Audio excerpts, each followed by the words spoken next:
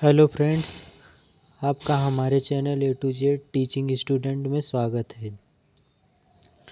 आज का हमारा टॉपिक है टेंस, काल या समय।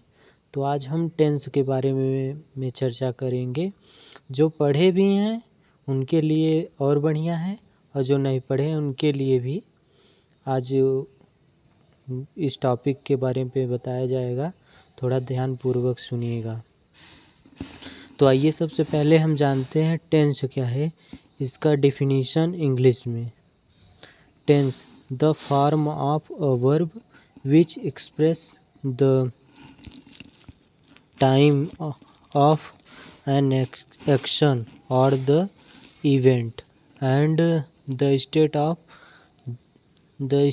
ऑफ दैट एक्शन और इवेंट इज कॉल्ड टेंस। थोड़ा वीडियो में प्रॉब्लम हो रही है। काल, टेंस को हिंदी में काल कहते हैं। क्रिया का वह रूप जो किसी कार्य या घटना के समय और उस कार्य या घटना की स्थिति को व्यक्त करता है, उसे काल कहते हैं। कहने का मतलब है टेंस जो है किसी कार्य या घटना के समय और उस कार्य की घटना की स्थिति को व्यक्त करता है। जैसे कहने का मतलब राम बाजार जाता है, तो ये राम के बाजार जाने की स्थिति, इस घटना में जो बाजार जाने की स्थिति है उसको व्यक्त कर रहा है कि जाता है। ठीक, वो जो जाता है इसमें वही क्रिया है। ठीक, टाइप्स ऑफ टेंस, काल के प्रकार। There are manually 3 types of tense which are as following. काल मुख्य रूप से 3 प्रकार के होते हैं जो निम्नलिखित। ठीक, पहला प्रेजेंट टेंस वर्तमान काल, दूसरा पास्ट टेंस भूतकाल, तीसरा फ्यूचर टेंस भविष्य काल। आइए अब इनके डिफिनीशन के बारे में जानते हैं। ठीक, present tense the form of verb that indicated a underway as just currently completed action is known as the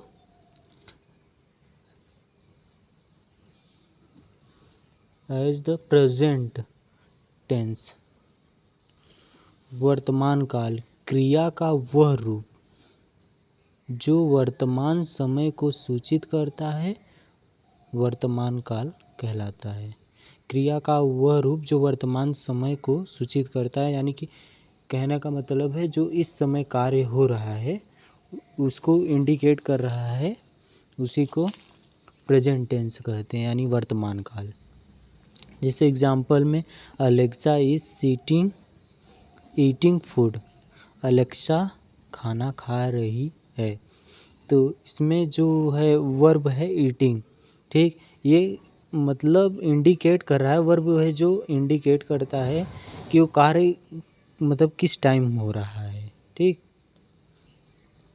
इसी से हम पता लगा सकते हैं कि कौन सा टेंस है कौन सा नहीं। अब past tense, the form of verb that indicate an action that has occurred in the past is known as the past tense। भूतकाल, क्रिया का वह रूप जो बीते हुए समय को सूचित करता है, पास्ट टेंस कहलाता है। क्रिया का वह रूप जो बीता हुआ समय को सूचित करता है, पास्ट टेंस कहलाता है। एग्जाम्पल, जैसे रविंद्र हंस रहा था, रविंद्र वाज लाफिंग। ठीक, अब future tense, the form of a verb that indicated an action that